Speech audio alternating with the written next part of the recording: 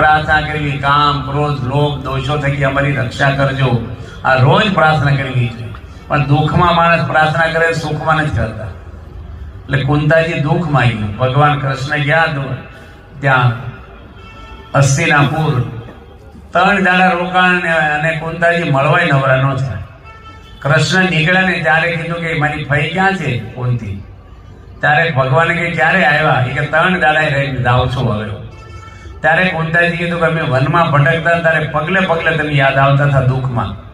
રાજ મળ્યો પછી અમે ભૂલી ગયા તમને. પૈસા મળે ને જોજો તમે. અત્યારે તેમ બધા બેઠા હતા એટલી મોટી સંખ્યામાં, બધાને ભગવાન 100 કરોડ રૂપિયા આપી દે કાયદેસરના, તો પહેલા પહેલું શું કામ કરું? સાચું બોલો. પહેલા પહેલું સભામાં આવતા બંધ થઈ જાય. આપણે બંગલા મોટા કરીને, બાથરૂમ મોટા કરીને, વીઆઈપી થઈ જાય. મોટા માણસો આવે ને મંદિરમાં તો અદફાળીને ઉભા રહી, શોરૂમમાં આવ્યા, દંડવટી ન કરે.